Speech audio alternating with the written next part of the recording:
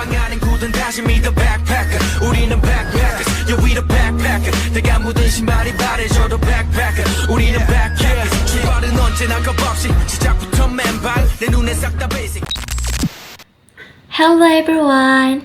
Today I'm going to do a short interview with my friend to talk about a very interesting topic.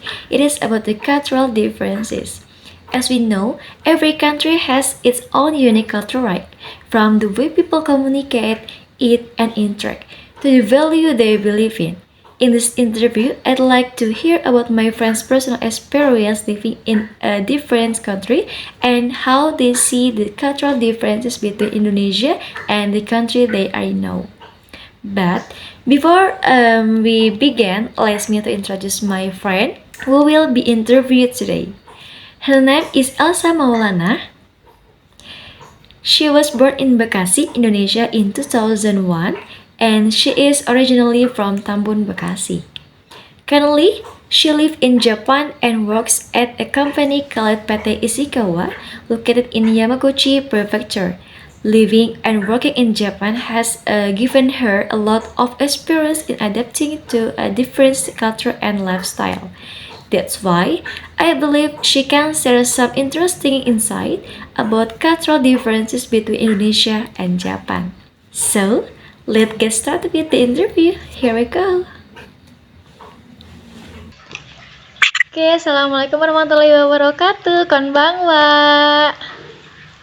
Waalaikumsalam warahmatullahi wabarakatuh. Konbanwa. Namanya Wanan desu ka? Asik.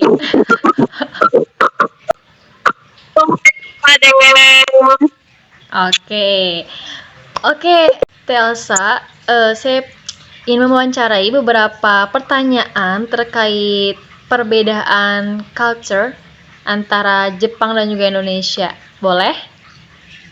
Boleh. Oke, sebelumnya terima kasih banyak ya karena sudah menyempatkan waktunya. Dan so right now I want to ask about you about what the differences between Jepang and Indonesian culture. Okay, so for the first, untuk pertanyaan yang pertama, bisakah Teh Elsa menceritakan kayak pengalaman pertama Teh Elsa ketika berinteraksi dengan orang Jepang itu gimana? Pertamanya waktu itu kita kayak dijemput oleh orang Jepang untuk datang ke rumah yang akan kita tinggalin. Jadi kita tuh nyampe sini nggak langsung kerja, tapi kita belajar dulu sebulan dan untuk beradaptasi. Jadi pas aku datang juga baru masih musim dingin, masih musim salju. Jadi kan cuacanya dingin ya. Jadi orang Jepang tuh sangat kayak perhatian banget sama kita.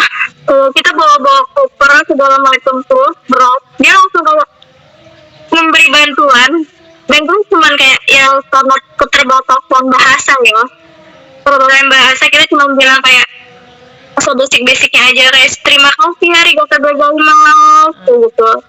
Terus berhubung saya 1 kelompok 5 orang dan kayak ada satu dua orang yang bisa bahasanya yang lumayan, jadi kita kayak bersosialisasinya dengan cara ngobrolnya sebatas yang kita tahu. Kita kayak ini ngomong apa ya gitu, sulit untuk mengerti tuh.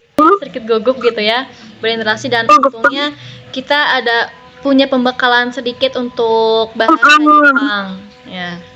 Terus apa sih tantangan terbesar yang pernah Teteh hadapi ketika berkomunikasi? Iya, dari bahasanya, terus dari pengucapannya sih. Orang di sini tuh udah bahasanya kita sulit dimengerti. Terus karena bahasa Jepang tuh ada tingkat levelnya kan, ada dari N5 paling bawah sampai N1. Iya.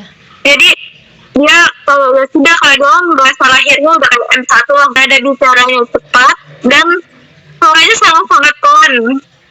Oh iya, jadi kita perlu menggunakan intonasi yang benar gitu ya, jadi biar tidak salah salah bahasa, salah ucapan, salah nada seperti itu. Oke, mungkin itu ya yang masih yang sampai saat ini merasa kesulitan dalam beradaptasi, mungkin dari bahasanya gitu ya. Haknya bahasanya itu. Oke. Terus pernah nggak sih TLCT kayak mengalami salah paham gitu? Sering banget sih mungkin loh. Entah itu dari Contoh disengaja atau sengaja. apa tuh? Cuman kan kayak pendengarannya sih emang kayak nada bicaranya dan yang saya balik lagi kayak pada bicara dan apa intonasinya tuh punya beda gitu dengan pelafalan kita. Kalau pelafalan kita jelas, kalau dia kan agak model ya, nggak bisa ngomong L gitu, nggak bisa, kita malah kayak bingung gitu. Artinya tuh beda.